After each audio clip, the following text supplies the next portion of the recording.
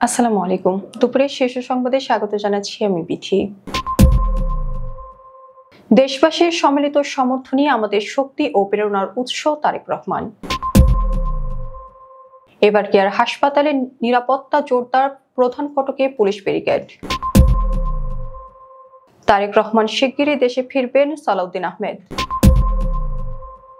গুজবে কান দেবেন না, বেগম খালেদা জিয়ার শারীরিক অবস্থা স্থিতিশীল, চিকিৎসক। বেগম খালেদা জিয়ার বিকৃত ছবি ভিডিও ছড়ানোর অভিযোগ, সতর্ক থাকার আহ্বান বিএনপির। সিসির সঙ্গে বৈঠক ইউরোপীয় ইউনিয়নের প্রতিনিধি দল। গভীর রাতে বেগম খালেদা জিয়াকে দেখতে হাসপাতালে ছুটে গেলেন মির্জা ফখরুল। শিক্ষকদের লাগাতার কর্মবিরতিতে দ্বিতীয় দিনের মতো স্থগিত বার্ষিক পরীক্ষা। বেগম খালেদা জিয়ার অসুস্থতার খবরে নরেন্দ্র মোদীর উদ্বেগ প্রকাশ। শেষ হলো টঙ্গীর 5 দিনের জোর ইজতেমা। গুমের দায় মৃত্যুদণ্ডের বিধান রেখে অধ্যাদেশ জারি। সাদেক কায়েমের মামলা আইনি প্রক্রিয়ার অপব্যবহার, ছাত্রদল। ঢাকা ভাঙা এক্সপ্রেসওয়ের শিবচরে বাস ট্রাক সংঘর্ষে 3 জন নিহত। শীতে কাঁপছে কুড়িগ্রাম, তাপমাত্রা নামলো 12 ডিগ্রিতে। এবং ইমরান খানের খোঁজ দেওয়ার দাবিতে বিক্ষোভের ডাক, 144 ধারা জারি। শুনছিলেন সোনাম ব্যাপার, বিস্তারিত। দেশবাসীর সম্মিলিত সমর্থনই জিয়া পরিবারের শক্তি ও প্রেরণার উৎস বলে মন্তব্য করেছেন বিএনপির ভারপ্রাপ্ত চেয়ারম্যান তারেক রহমান। মঙ্গলবার 2 ডিসেম্বর সকাল 10:30টায় নিজের ভেরিফাইড ফেসবুক পেজে এক পোস্টে তিনি কথা বলেন। তারেক রহমান লিখেছেন, বিশ্বের নানা প্রান্ত থেকে দেশনেত্রী বেগম খালেদা জিয়ার সুস্থতার জন্য যেভাবে সহযোগিতা ও শুভ কামনা জানানো হচ্ছে, জিয়া পরিবার ও বিএনপির পক্ষ থেকে আমরা সবার প্রতি আন্তরিক ধন্যবাদ জানাই। তিনি বলেন, বিভিন্ন দেশের নেতা, কূটনীতিক ও বন্ধুরা উদ্বেগ ও উৎকণ্ঠা, পাশাপাশি বাংলাদেশের মানুষের অপরিসীম ভালোবাসা ও দোয়া সবকিছু আমাদের আবেগ ও অনুভূতিকে গভীরভাবে স্পর্শ করছে। বিএনপির ভারপ্রাপ্ত চেয়ারম্যান আরো বলেন, দেশবাসীর সম্মিলিত সমর্থনই আমাদের পরিবারের শক্তি ও প্রেরণার উৎস। মমতাময়ী দেশনেত্রীর দ্রুত আরোগ্যের জন্য আমরা সবাই নিরন্তর দোয়া করছি। এই কঠিন সময়ে ঐক্য, সহমর্মিতা ও সংহতির জন্য প্রতিটি মানুষের প্রতি অসীম কৃতজ্ঞতা রইল। বিএনপি চেয়ারপারসন ও সাবেক প্রধানমন্ত্রী বেগম খালেদা জিয়া রাজধানীর এবার কেয়ার হাসপাতালে চিকিৎসাধীন রয়েছেন। তার জন্য হাসপাতালে নিরাপত্তা ব্যবস্থা জোরদার করা হয়েছে।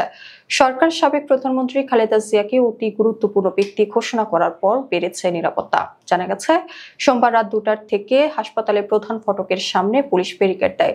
সংশ্লিষ্ট লোকজন ছাড়া অন্যদের ভিড় করতে দেওয়া হচ্ছে না সেখানে। হাসপাতাল সূত্র জানিয়েছে, রোগী এবং তাদের পরিবারের সদস্যদের নির্বিঘ্নে চলাচল নিশ্চিত করতে, হাসপাতালের আশেপাশে ভিড় ঠেকাতে এবং বেগম খালেদা জিয়ার নিরাপত্তা জোরদার করতে পুলিশ সদস্য মোতায়েন করা হয়েছে। বিএনপির ভারপ্রাপ্ত চেয়ারম্যান তারেক রহমান শিগগিরই দেশে ফিরছেন বলে জানিয়েছেন দলের স্থায়ী কমিটির সদস্য সালাউদ্দিন আহমেদ। সোমবার রাতে রাজধানীর গুলশানে বিএনপি চেয়ারপারসনের কার্যালয়ে স্থায়ী কমিটির বৈঠক শেষে সাংবাদিকদের একথা জানান তিনি। লন্ডন থেকে ভার্চুয়ালি যুক্ত হয়ে বৈঠকে সভাপতিত্ব করেন বিএনপির ভারপ্রাপ্ত চেয়ারম্যান তারেক রহমান। সালাউদ্দিন আহমেদ জানান, বৈঠকে দেশের বর্তমান রাজনৈতিক পরিস্থিতি এবং দলের চেয়ারপারসনের স্বাস্থ্য নিয়ে আলোচনা হয়। বেগম খালেদা জিয়ার শারীরিক অবস্থা স্থিতিশীল, তিনি সিসিউতে চিকিৎসাধীন। চিকিৎসকরা সুন্দরভাবে তার চিকিৎসা চালিয়ে যাচ্ছেন, কোনো ধরনের গুজবে কান দেবেন না। বিএনপি চেয়ারপারসন ও সাবেক প্রধানমন্ত্রী বেগম খালেদা জিয়ার সর্বশেষ শারীরিক অবস্থা ও চিকিৎসা সংক্রান্ত বিষয় নিয়ে মঙ্গলবার দুপুরে আয়োজিত ব্রিফিংয়ে তার ব্যক্তিগত চিকিৎসক এবং দলের স্থায়ী কমিটির সদস্য ডাক্তার AZM জাহিদ হোসেন এই তথ্য জানান। বিএনপির মিডিয়া সেল অভিযোগ করেছে, কিছু অসাধু মহল উদ্দেশ্য প্রণোদিতভাবে এআই প্রযুক্তি ব্যবহার করে বিএনপি চেয়ারপারসন ও দেশনেত্রী বেগম খালেদা জিয়ার বিকৃত ছবি ও ভিডিও প্রচার করছে। দলের পক্ষ থেকে বলা হয়েছে, এসব ভুয়া কন্টেন্ট ছড়িয়ে বিভ্রান্তকর তথ্য ছড়ানো হচ্ছে, যা অত্যন্ত দুঃখজনক। সোমবার রাতে দেওয়া এক বিবৃতিতে আরো জানানো হয়, এমন ভিত্তিহীন ও মন গড়া অপপ্রচার থেকে সবাইকে সতর্ক থাকতে হবে। যাচাই বাছাই ছাড়া কোনো তথ্য বিশ্বাস বা প্রচার না করার অনুরোধ জানিয়েছে বিএনপি মিডিয়া সেল। প্রধান নির্বাচন কমিশনার এএমএম নাসির উদ্দিনের সঙ্গে বৈঠকে বসেছে ইউরোপীয় ইউনিয়নের 4 সদস্যের প্রতিনিধি দল। মঙ্গলবার সকালে ইউরোপীয় ইউনিয়নের রাষ্ট্রদূত মাইকেল মিলারের নেতৃত্বে ইসির সঙ্গে বৈঠক করেন প্রতিনিধি দলটি। এর আগে নির্বাচনকে কেন্দ্র করে একাধিকবার ইসির সঙ্গে বৈঠক করে ইউ। বাংলাদেশে একটি আন্তর্জাতিক মানের নির্বাচন দেখতে চায় তারা। সিদ্ধান্ত হয় আসন্ন ত্রয়োদশ জাতীয় সংসদ নির্বাচন পর্যবেক্ষণ করতে ইউরোপীয় ইউনিয়নের একটি বড় দল বাংলাদেশে আসবে। প্রায় 150 সদস্যের এই পর্যবেক্ষক দল নির্বাচনী তফসিল ঘোষণার পর থেকে ধাপে ধাপে বাংলাদেশে আসবে। রাজধানীর এবারকেয়া হাসপাতালে চিকিৎসাধীন বিএনপি চেয়ারপারসন বেগম খালেদা জিয়াকে দেখতে গভীর রাতে হাসপাতালে গিয়েছিলেন দলের মহাসচিব মির্জা ফখরুল ইসলাম আলমগীর। সোমবার রাতে বিএনপি চেয়ারপারসনের ব্যক্তিগত চিকিৎসক ও দলের স্থায়ী কমিটির সদস্য অধ্যাপক ডক্টর AZM জাহিদ হোসেনের মহাসচিবকে নিয়ে হাসপাতালে যান। তবে সেখান থেকে ফিরে খালেদা জিয়ার স্বাস্থ্য বিষয়ে কোনো বার্তাই দেননি মির্জা ফখরুল। এর আগে এবারকেয়ার হাসপাতালে নিরাপত্তা জোরদার করা হয়। প্রধান ফটক সহ আশেপাশে দেওয়া হয় ব্যারিকেড। সেখানে দেশি বিদেশি চিকিৎসকদের তত্ত্বাবধানে চলছে বেগম খালেদা জিয়ার চিকিৎসা। দাবিগুলো পূরণে সরকার কোনো কার্যকর অগ্রগতি দেখাতে না পারায় সারা দেশের সরকারি প্রাথমিক ও মাধ্যমিক শিক্ষকেরা আজও টানা পূর্ণ দিবস কর্মবিরতি পালন করছেন। এতে দ্বিতীয় দিনের মতো প্রাথমিক বিদ্যালয়গুলোর বার্ষিক পরীক্ষা বন্ধ রয়েছে, আর মাধ্যমিক স্তরে বার্ষিক ও নির্বাচনী উভয় পরীক্ষার কার্যক্রম ব্যাহত হয়েছে। দুই স্তরের শিক্ষকরা পরীক্ষা বর্জন, খাতা মূল্যায়ন বন্ধ এবং কর্মবিরতি অব্যাহত রাখায় শিক্ষা কার্যক্রম কার্যত স্থবির হয়ে পড়েছে। সোমবার রাতে গণমাধ্যমে পাঠানো এক বিবৃতিতে প্রাথমিক শিক্ষক সংগঠনের আহ্বায়ক আবুল কাশেম মোহাম্মদ শামসুদ্দিন জানান, মঙ্গলবারও পরীক্ষা বর্জন সহ পূর্ণ দিবস কর্মবিরতি অব্যাহত থাকবে। তিনি বলেন, টানা তৃতীয় দিনের মতো সারা দেশের প্রাথমিক বিদ্যালয়ে পরীক্ষা বর্জন ও কর্মবিরতি পালিত হয়েছে। বিএনপি চেয়ারপারসন ও সাবেক প্রধানমন্ত্রী বেগম খালেদা জিয়ার অসুস্থতার খবরে উদ্বেগ প্রকাশ করেছেন ভারতের প্রধানমন্ত্রী নরেন্দ্র মোদী। বাংলাদেশের 3 বারের সাবেক প্রধানমন্ত্রী দ্রুত আরোগ্য কামনা করেছেন তিনি। সোমবার সামাজিক যোগাযোগ মাধ্যম এক্সে পোস্ট করা এক বার্তায় তিনি লিখেছেন, বেগম খালেদা জিয়ার স্বাস্থ্যের খবরে গভীরভাবে উদ্বিগ্ন। তার দ্রুত আরোগ্যের জন্য আমাদের আন্তরিক প্রার্থনা এবং শুভ কামনা। পাশাপাশি ভারত সব ধরনের সহায়তা প্রদানে প্রস্তুত জানিয়ে মোদী লিখেছেন, আমাদের পক্ষ থেকে সম্ভাব্য সকল সহায়তা প্রদানের জন্য প্রস্তুত যেভাবেই হোক। এদিকে খালেদা জিয়াকে আজ অতি গুরুত্বপূর্ণ ব্যক্তি ঘোষণা করেছে সরকার। সাবেক প্রধানমন্ত্রীর জন্য স্পেশাল সিকিউরিটি ফোর্স নিয়োগ দেওয়া হবে বলে জানানো হয়।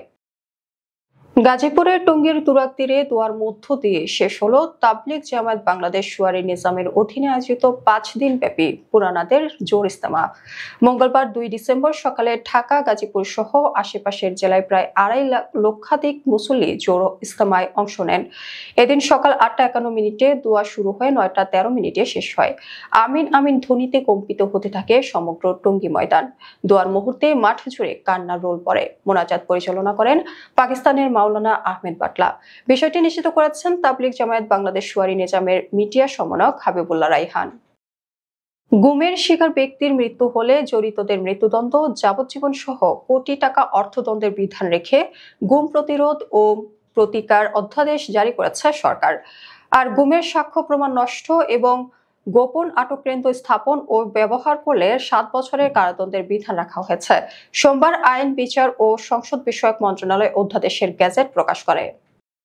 অন্তর্বর্তী সরকার সাইবার আইন বিলুপ্ত করায় এই আইনের অধীনে মানহানির মামলার সুযোগ নেই, কিন্তু আইনের অপব্যবহার করে ঢাকা বিশ্ববিদ্যালয়ের কেন্দ্রীয় ছাত্র সংসদের ভিপি ও ছাত্র শিবির নেতা সাদিক কায়েম শিক্ষার্থীদের বাক স্বাধীনতা হরণ করেছেন বলে মন্তব্য করেছে ছাত্রদল।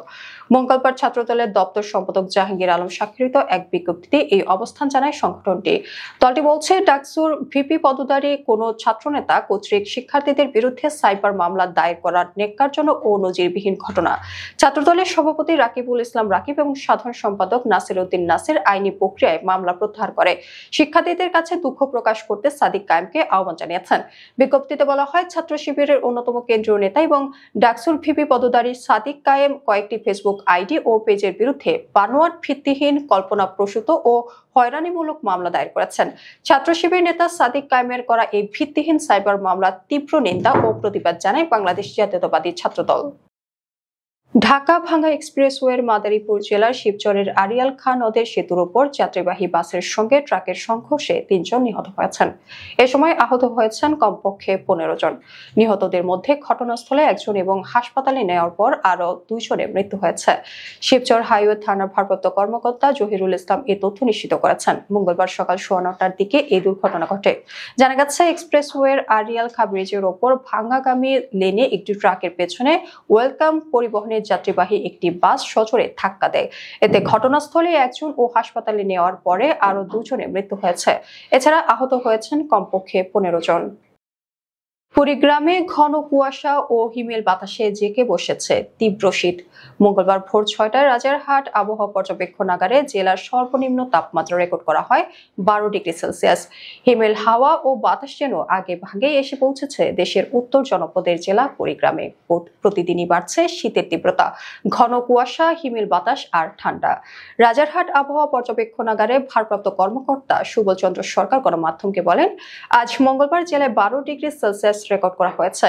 কৃষকরা জানান, আমাদের এলাকায় এখন আমন ধান ওঠার কাজের মৌসুম, কিন্তু সকালে যে ঠান্ডা থাকে তাতে ঘর থেকে বের হওয়া খুবই কঠিন। কাজ না করলে তো সংসার চলবে না, তাই কাজ করার জন্য বের হতে হচ্ছে। এছাড়া ঘন কুয়াশা ও শীতের কারণে কাজে বিঘ্ন ঘটছে।